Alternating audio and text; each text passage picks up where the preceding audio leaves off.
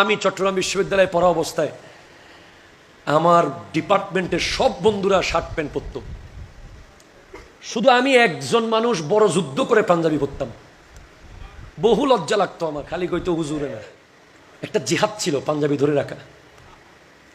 যদি shirt pant পরতাম, আজকে বন্ধুগুলো এসে কি বলতো, ওমা হত্ত বড় শায়েক বক্তগি রেল বিদ্যুৎ বই বই শার্ট প্যান্ট পরি পরি গম মসজিদে কদিনই। কথা জোরে বলেন না ঠিক কিনা? আজকে 10,000 মানুষ নামাজ পড়ে, 5,000 মানুষ নামাজ পড়ে আমার পেছনে, কারণ আল্লাহর দয়ায় কোনো দাগ লাগতে দিই নাই, বড় কষ্ট করে বড় হয়েছে। আমরাও চাইলে বহু কিছু করতে পারতাম। এরকম চুল আমারও রাখতে মন চায়, গোডাউন একরকম, শোরুম শোকেস আরেক রকম, আমরাও চাইলে রাখতে পারতাম, ঠিক কিনা বলেন? আমরাও চাইলে ছেঁড়া জিন্সের প্যান্ট টাকা দিয়ে পড়তে, আমরাও মোটর সাইকেল চালানোর সময় কেউ হঠাৎ কিছু একটা দেখলে, কথা জোরে বলেন না ঠিক কিনা বলেন না, আমরাও পারতাম, কিন্তু করি নাই। সেদিন ঢাকা থেকে একদিন আসার সময় দেখতেছি এক যুবক ভাই মোটর সাইকেলের পিছনে লম্বা কেশল একজনকে নিয়েছে, লম্বা চুললা, ওরে টানা টানতেছে মোটর সাইকেল, মনে হচ্ছে কুমিল্লা ফারলে জান্নাতে ঢুকে যাবে। একজন বলতেছে হুজুর ঘটনা আছে কি? ওই পেছনে যে বইছে হেতি তো শয়তানের রশি। এখন না মোটর সাইকেল থেকে নামি হেতি শুধু কইব ওয়াও হোয়াট এ ড্রাইভ, ঠিক কিনা কথা বলেন না? এই একটা লাইন শোনার জন্য ওই যুবক না ট্রাক দেখতেছে, না বাস দেখতেছে, না কি দেখতেছে। মনে রেখো, বিয়ের আগে সমস্ত সম্পর্ক হারাম। হাত তুলে বলেন ঠিক কিনা? আরো জোরে বলো ঠিক কিনা বলো।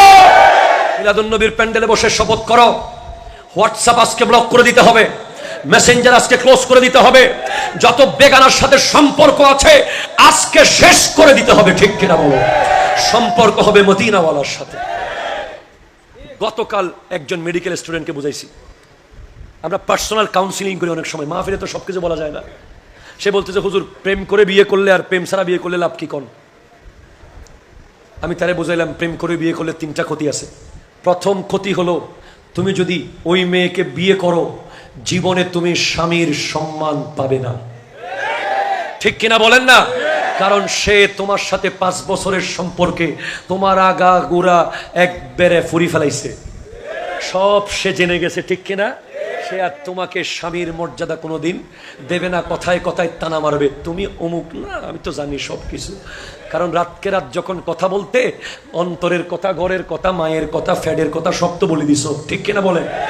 একটা সমস্যা।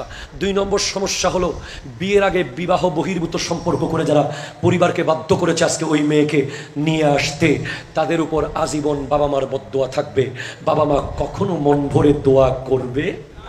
3 নম্বর যেটা সবচেয়ে মারাত্মক, সেটা হলো তোমার যখন পোলাফাইন হবে, স্কুলে যাওয়ার সময় সে তোমার বাপ ফেম করে বিয়ে করছি, তোমার আব্বা আম্মা তো সম্পর্ক করে বিয়ে করেছে, এই কথা যখন বলবে, বলেন লজ্জার কোনো সীমানা আছে? সেজন্য ছেড়ে দেন, ফিরে আসেন। আমরাও পারতাম, বিয়েকে সহজ করেন, ঠিক কিনা জোরে বলেন? আজকে বিয়ে হয়ে গেছে কঠিন, জেনা হয়ে গেছে সহজ, কথা কয় না ঠিক কিনা? বিয়েকে সহজ করে দিন মুরব্বীরা। মিলাদুন নবীর প্রোগ্রাম থেকে অনেক কিছু পরিবর্তন আসতে হবে। বছরে একটা মাহফিল হয়, এই মাহফিলে অনেক কিছু নিয়ে কথা বলতে হয়। বিয়েকে সহজ করার দরকার আছে না নাই? জোরবান দরকার আছে না নাই? বিয়েকে সহজ করেন, জেনা থেকে দূরে থাকেন। আমরা সেদিন যদি কোনো একটা ছবি থাকতো, একটা ছবি, আজকে সেটা ফেসবুকে আসতো, জয়নুল আবেদিন কাদেরী ইবে না, ঠিক কিনা বলেন না? সেজন্য যুবক ভাই আজকে নিয়ত করে ফেলো, চুল থাকবে না আর খেলোয়াড়ের মতো। হাত তোলো ইনশাল্লাহ বলো। তুমি কাছে আসো, তুমি কাছে আসো।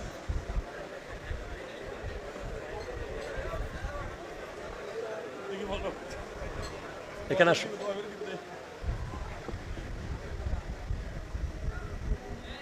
আমার ভাই আগামীকাল চুল কেটে ফেলবে ইনশাল্লাহ। তো কতটুকু কাটবা?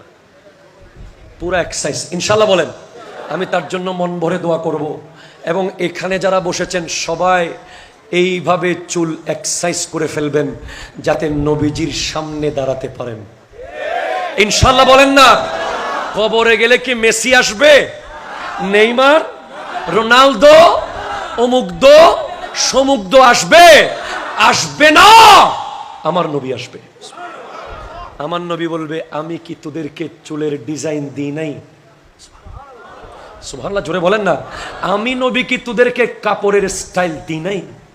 আমার ইসলামে কি ডে ছিল না? তোদের ইহুদি খ্রিস্টান থেকে কেন নিতে হয়েছে? সেজন্য আসুন পরিবর্তন হয়ে যায় ইনশাল্লাহ বলেন। আল আমিন, আমানতদার। আপনারা সবাই ব্যবসায়ী। আত্তাজিরুস সাদিকুল আমিন মিনান নবিয়্যিন ওয়াস সিদ্দিকিন ওয়াস শুহাদা ওয়াস সালিহিন।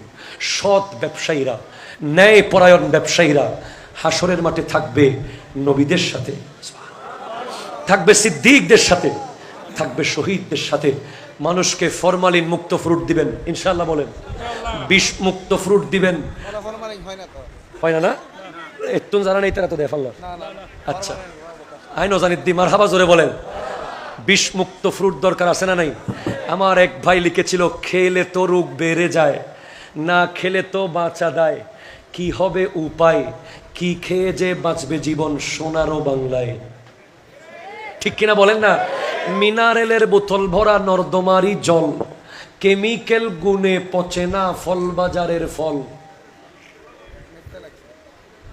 ফরমালিনের বিষের জ্বালায় মাসিরাও পালায়, সুস্থ হতে কিনতে না পেরে দামি ঔষধ, কত ক্রেতা বেছে নিল আত্মহত্যার পথ। কিন্তু আত্মহত্যা করে জান যায় নাই, বিষেও বেজাল। কয় কি খেয়ে যে দিব জীবন সোনারও বাংলায়। ঠিক কিনা বলেন? আমানতদার হতে হবে। আমার নবীর জীবন থেকে আল আমিনটা নিয়ে নেন, আমার নবীর জীবন অনুযায়ী চলার চেষ্টা করুন। একটা পরিবর্তন আজকের মাহফিল থেকে আনুন নিজের মধ্যে, ইনশাআল্লাহ তাআলা। আল্লাহ পাক আমাদের এই আয়োজনকে কবুল করুক।